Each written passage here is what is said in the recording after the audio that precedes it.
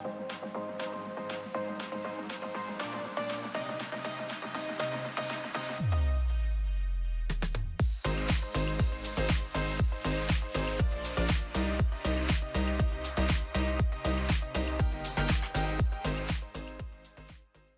everyone. Welcome to the SavvyCast. This is Jamie, and I'm so happy that you're here today, whether you're watching on YouTube or listening to the podcast. I'm going to share today some things that I do to be prepared. And when I say prepared, I mean to have a level of self-sufficiency as far as being able to take care of my household in the event of some sort of emergency or act of God or whatever. And there's so many different things that can happen where you need to be prepared. It doesn't always have to be catastrophic or life-threatening, but they're just even glitches that can happen. And I have spent quite a bit of time and effort trying to make sure that my household is fairly taken care of if something happens. So am I a prepper? I don't think I would consider myself a prepper. I don't know. There are different levels of that. And I do not think that that is a negative term. I don't have any negative connotation tied to that. I, in fact, have a neighbor. I consider her a mentor. Zane and I just adore her and her husband. They actually built the neighborhood that we live in, and they're just absolutely the most fabulous people in the world. I have spent some time with her recently, and I would consider her and her husband, for lack of a better word, preppers, in that they have everything squared away if something happens, so that they and even their extended family would be perfectly fine for weeks, if not longer. So I'm really into that right now. When I go over to Cindy's and learn from her, I come back wanting to do even more than I had done before. She has inspired me to do some things that I will share that I am doing that I don't consider necessarily that I'm doing them out of fear, but I've sort of turned it into fun and just doing something that hopefully one day, if the need arises, it will pay off. And I want to start with, I guess, a little story. It's true that really made me understand the value of being prepared. And of course, I'll rewind even a little bit further. I grew up in church, Sunday school, and learning the Bible. And if you know the Bible at all, you've probably heard the story of the 10 virgins, the wise and the foolish. And they had oil. The foolish virgins did not have oil in their lamps when the bridegroom came, but the wise virgins did. And I remember listening to that story growing up thinking, oh my goodness, I hope that I'm a wise virgin and that I'm always prepared. So that was sort of instilled in me at a young age. But this was, and we're in Birmingham, and if there is any sort of snow or winter storm, it is very likely to totally shut down our city. We are not equipped currently to manage winter storms. So my children I had one, Emma was at the elementary school, and Judd and Ellie were at the high school. I don't even remember the exact year, but I believe this has been termed Snowmageddon, and it was a huge event. And when I tell you that instilled the fear of the Lord in me, the fear of what can happen, literally, I've never been in anything like that. That morning started out as a normal day. And I went that morning, I had a 9 o'clock appointment at my friend, Dr. Joe. She's a dermatologist. I actually think I was there for Botox. And they were saying that we would get some weather, maybe some flurries. But anyway, my appointment was at 9, and I was leaving, and I walked out. It was about 9:45, and snow was coming down really quickly. And I started getting texts from the school, and I turned on the radio, and they were saying, guys, this is coming. This weather is going to be unmanageable very, very quickly. So it took me what would have taken me 10 minutes to get to the school. It took me about 20 because people were leaving work. I mean, it was just bizarre. I got to the school. Guys, I just can't even describe it. The snow was just coming down. The roads were icing. So that was the problem. So I got to the school pretty quickly compared to the other parents, because a lot of other parents maybe had to get off of work. But I went in and I got the baby, Emma, and then I was trying to head home actually. And of course, Zane was out of town, as is the case when there's a 9/11. When that happened, he was in Washington, D.C.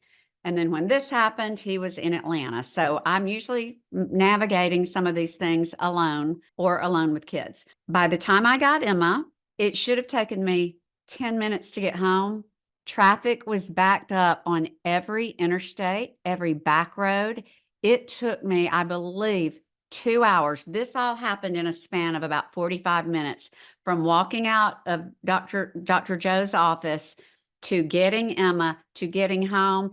I was sitting on the interstate, then I was sitting on Highway 280. It was back to back.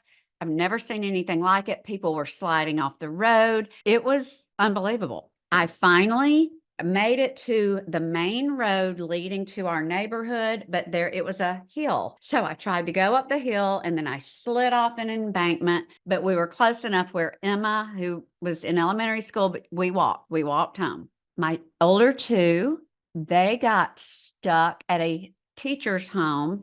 Kids at the high school were everywhere. They were with teachers who lived near the school. People just went wherever they could go. Here is the moral of this story. Everything was shut down. You could not get anywhere. You could not, they were saying, stay inside, don't get on the roads. I'm at home with a grade schooler. My kids are one place, my husband's another. In times of stress, all I know how to do is cook. I cook and I cook and I cook. Well, obviously, all I could cook was things that I already had ingredients for. But thankfully, I am a big cooker and freezer. I have an upright freezer in the garage. It was, as per usual, it was full of casseroles, cornbread that I had, just things that I had frozen. Fast forward just a little bit in this scenario, our neighbor across the street owns several MedHelp clinics, and there were patients stranded at his clinic. They didn't have anything to eat. The only thing that was open probably an hour into all of this is the Chick-fil-A on 280. They were giving out sandwiches, but pretty soon they had to shut down. So my neighbor, who had a waiting room full of people who were stranded, he called me. He said, Jamie, do you have food? And I said, I sure do. And I started pulling food out of my freezer, throwing casseroles in the oven. And he had a 4-wheel drive. He would pull up, he would get food. I would pack it. I would pack drinks. I would just pack everything that I had, send it with him, and he would drive to his clinic. We did that several times until thankfully, I don't even remember how long we were all incapacitated. I think it was about 3 or 4 days at least. Guys, I learned during that episode, it is not only a blessing to be prepared just for you and your people, but it is a blessing to others who have not prepared. You can help not only yourself, but you can also help others. And I was able to help others. I have a friend. We were sharing our stories of Snowmageddon, and she had people that she picked up from Walmart that's near her home, took them all to her house. I think she had 20 people. They were sleeping on the sofa, sleeping. She was making pancakes. She was just making all kinds of food. She's a preparedness person as well. So whether it is a snowstorm, a hurricane, or a gas leak, something like that, or there's something that disrupts the supply chain, guys, it always pays to have some things on hand. So I'm going to share with you all some things that I think would be helpful to anyone to be prepared. There are 3 things that I consider non-negotiable. And once you've invested in these, pretty much you've invested and it's just pretty easy to maintain. But the number one thing that I would never live without, and I'm thinking I'm going to get a second one, and that is a separate upright freezer. Now you can get a deep freeze. I hate deep freeze. I feel like you're just digging in a big black hole. An upright, just a freezer with shelving, with side doors, that is so helpful. And you can keep enough food in there to have an adequate supply to feed your family and anyone else who might need it for weeks, I think, if you plan right. Now, I have had mine for years, and I do have it in the garage, and we have hot, hot, hot. It's hotter most days of the year than it's cold. I've never had a problem. Well, let me back up. I've had some times that I've lost everything in the freezer. And that is one of the things that prompted us to get the second thing that in my arsenal now is a non-negotiable. It is a generator, a whole house generator. Or if you cannot go that route for some reason, you can't not afford that, because they're I would say between 13 and 18,000, depending upon the size of your house. You might can get some for less. If you can't do a whole house, if you have a freezer where you have got lots of food and even your refrigerators in your home, get a generator for those for emergencies. Because before we got our generator, I will have to say, I think I lost my freezer contents probably 4 times, and it is a gut punch like nothing else. I've thrown away whole beef tenderloins that were frozen from Costco. They were frozen in marinade. I've had to throw away steaks and just fabulous food because we did not have our generator and the power went off for days and days. And the food, there's nothing you can do if you do not have a generator. So a freezer and a generator, at least for your freezer and your cold food storage, or a whole house. So those two things are non-negotiable for me. And then water.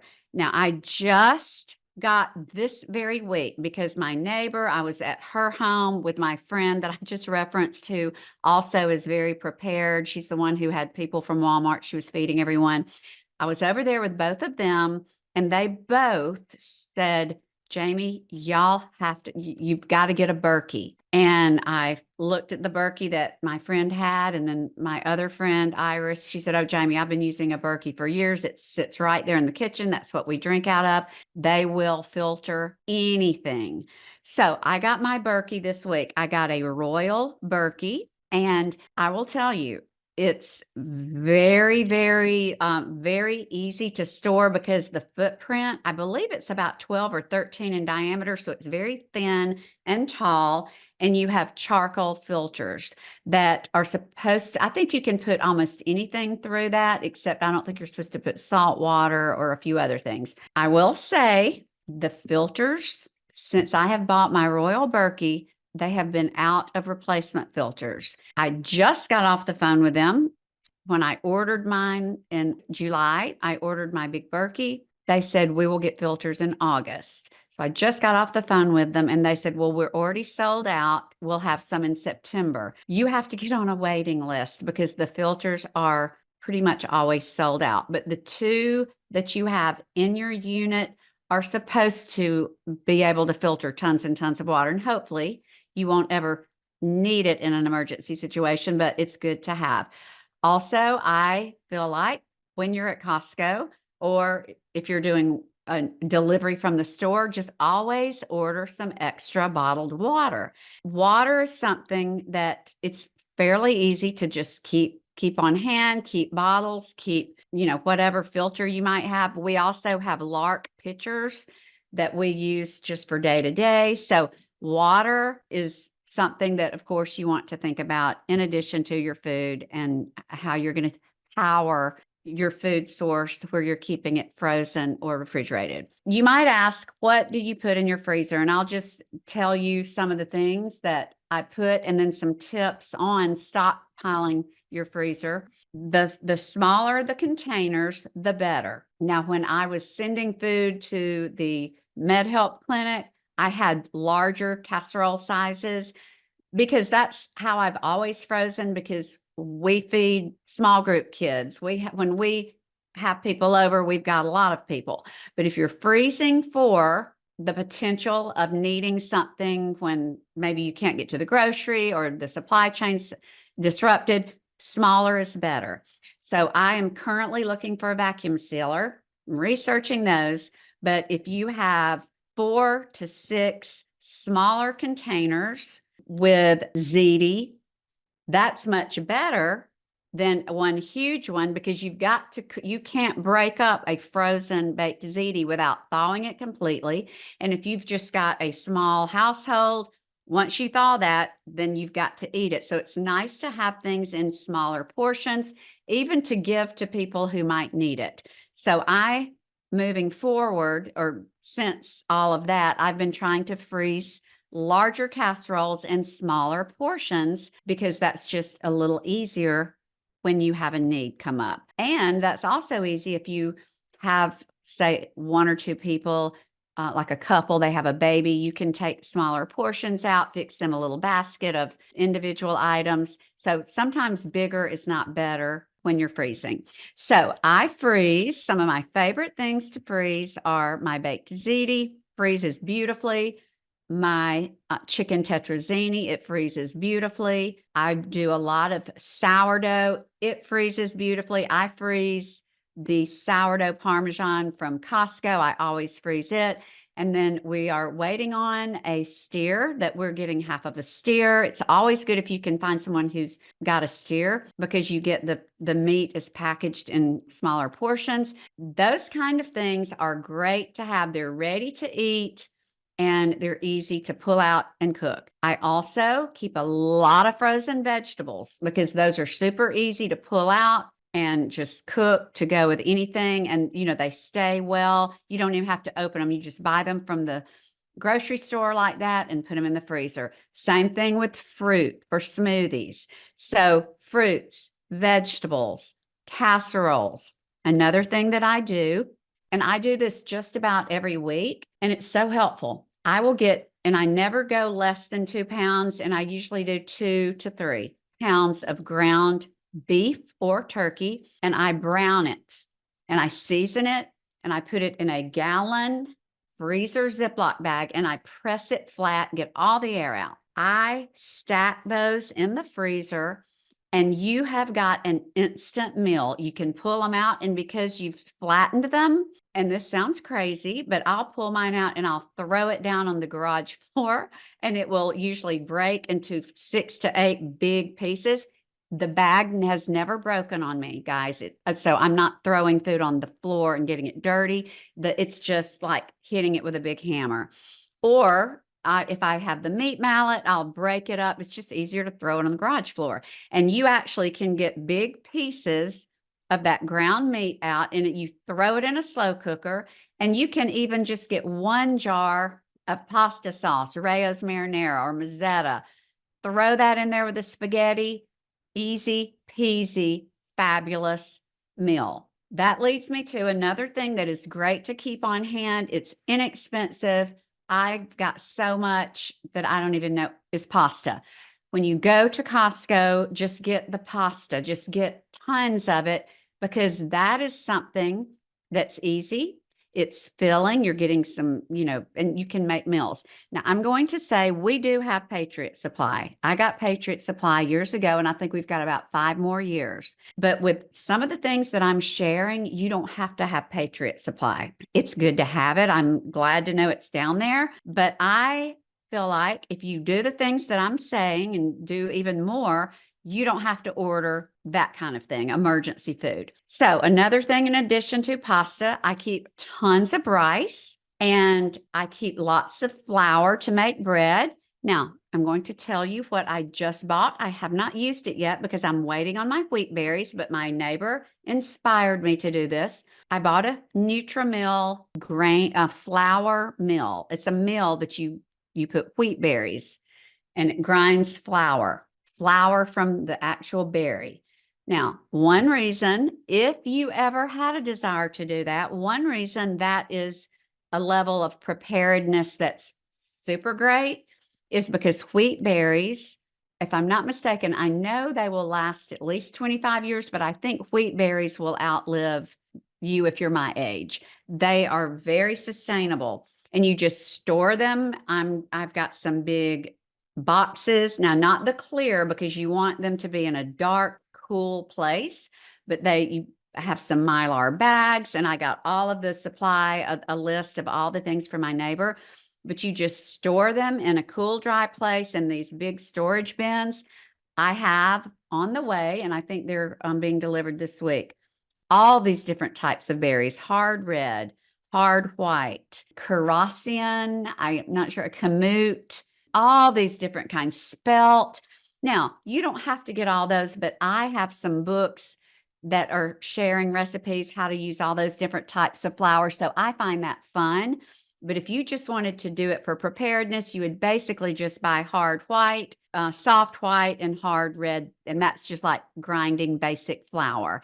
And it's healthier. And it's something you can do right before you make your bread. And the bread is so much healthier and delicious than if you use regular flour. Now, if you don't want to do that, you can buy flour and you can store it properly in a cool, dry place, well wrapped for future use if there is a need. And I know during Snowmageddon, a friend of mine, she's a fabulous cook. She put on Instagram, she says, if anyone finds yeast, please let me know. Well, I was not cooking with yeast at the time, and I happened to find some. Yeast was out for a long time. Actually, this was during COVID, excuse me. And COVID was another example.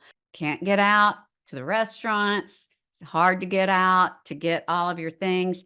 That was another sort of period of time where I started focusing on being prepared. But anyway, my friend Leslie, she said, please, I want to make bread. So I happened to find yeast. So I got it to her. And, that was something and flour was out. A lot of times I would go in the grocery store and there would be no flour.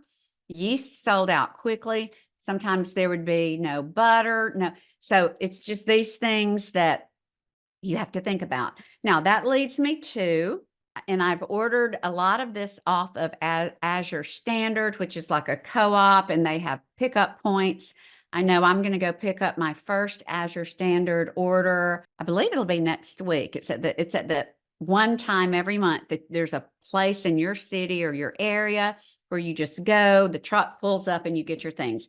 So I'm getting some wheat berries. I'm getting some French butter. And I'm getting some powdered buttermilk, powdered milk. So those are some things. I think you can get dried eggs. I'm not sure about that. Guys, just think about these things and think, what would I really love to know that I had in my basement or in my pantry if something happened? And then just start jotting a list, buying some of those things, tucking them aside, get you a place in whether it's in your garage, in your basement, and just start somewhere. So I have done that. And another thing that I did, inspired from my neighbor, I did get a dehydrator, and you can buy frozen vegetables and you can spread them out and you can dehydrate them. And they basically go from you have trays in a dehydrator. So you spread all of your food items that you're wanting to dehydrate on one tray might be, okay, my first dehydrator experience. One tray, I had zucchini and squash. So I had chopped that and it was on one tray. Then I did another tray of sliced okra because I'd been to the farmer's market. So I said, let me just try this. So all of those trays dehydrated down to, I believe it is a 2-cup ball jar, mason jar. They're right at the halfway mark. It goes down so much, guys, but it's there if you need it. And I think dehydrated food is good for about a year. And when you need it, you can just add water or broth and it will rehydrate, go back to the size it was. That is another way to have food. And if you order a lot of these emergency foods, you've got a lot of dehydrated things. So you can choose what you want to dehydrate. A dehydrator is not expensive. You can, in addition to doing fruits and vegetables, You can do pieces of meat for jerky. There's just so many different things. Now, my neighbor, she cans. I might learn to can, but basically, my version of canned food stockpiling or saving right now is I'm going to Costco and I'm getting things that I don't want to be without. So the other day, I bought a good supply of tomato paste, tomato sauce, and tomatoes and black beans. And those are some of the staples. And then I bought a lot of jars of pasta sauce. I bought a lot of cans of tuna and cans of salmon. Those are things that, like, especially the meats, they're high protein, they'll last. You can even look at the expiration date. So you've got really good protein that's shelf stable. So you don't have to know how to can. You can just buy things that will last a while and just store them where you want to. And we have a great place in our basement. Zane has lots of shelves and it's cool and dark. I also just ordered some big shelves that are on wheels that I'm going to put up in my upper garage because I'm up top and the kitchen is right near my garage. So I want to be able to walk in and out and then see what I've got, see what I might need more of. So the basement is where I've got the Patriot Supply and things that I don't check on much, but I find it fun to have all of my stuff right there. I can check on it and stay on top of it. So we have things that you can either dehydrate or can yourself, or you can buy. You've got water, you've got prepared foods that you can cook and freeze. As I said earlier, I'm planning to get a vacuum sealer to really, really extend the freezer life of my food to make sure all of that air is out. That is pretty much how I got to the desire and the place to be preparing.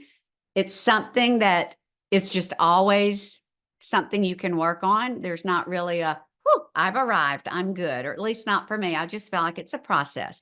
I do want to say a few things that I think are important, that if something happens and you've got everything at your house, I think for your family, it's very important for everyone to know where to go. If communications were to stop, cell phone towers were down, everyone in your circle should know, where do you go?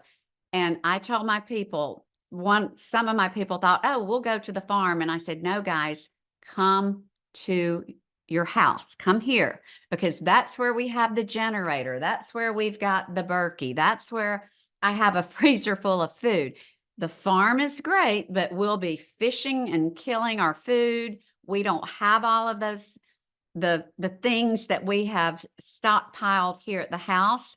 There are other reasons that at some point we might want to go to the farm, but decide, where do you have all of your things? Where do you want people to be? Where are you going to have the water, the air, the electricity? That's where you want your people to go. And just there should be no panicking if they can't get you, because they just know, make my way to mom's house or make my way here. Another thing is, and I do not know, but I just heard this and I think it's a great idea. And you have to do this when you call LifeLock or Simply Safe, just a safe word. So I actually need to tell my people a safe word. And I don't really know, guys, why we might need this in any kind of emergency. But if you're telling everybody, hey, know where to go, just say, hey, and here's a safe word if we ever need it, or a code word. Most of this has been around food and been around food preparedness. I am going to link to every single thing that I have just recently purchased and or that I've had for a while. I will even link to my freezer. And I've actually, I think, done a podcast on the importance of freezing and what kind of freezer I have. And I will say, under no circumstances ever buy a freezer that does not have an alarm. That if the door is ajar, you want one that if the door is ajar, the alarm goes off. If I had $1 for every time I have walked out into the garage and I have heard that alarm and looked over and my freezer door was open, I would I would have a nice little stockpile of money. And it's wonderful. You're like, "Oh my goodness." And you go shut it and you realize you've just escaped a little food tragedy because nothing is worse than having to throw out all of the food in your freezer. Freezer with an alarm, I will link to that. I will link to the dehydrator that I have, the food mill that I have, all the storage containers that my friend, I'll share the links she shared with me. Just things that will be helpful if you are kicking the tires about food preparedness. So I hope that this was helpful. And I would love, love, love, love to hear from any of you who are preppish, if you lean that way like I do, or if you're full-fledged. I would love to know. I would love to know what you do, any tips and any tricks, because I just think it's great to be prepared, even if you never ever need anything that you've stockpiled. It's nice to know that it's there if you need it. Okay, my friends, as always, I'm so grateful for all of you for tuning in. And until next time, you have a fabulous rest of your day. Hi, everyone. I hope you enjoyed this episode of the SavvyCast. If you'll take the time to rate, review, and subscribe on iTunes, that would mean so much. As always, thank you for listening and have a blessed day.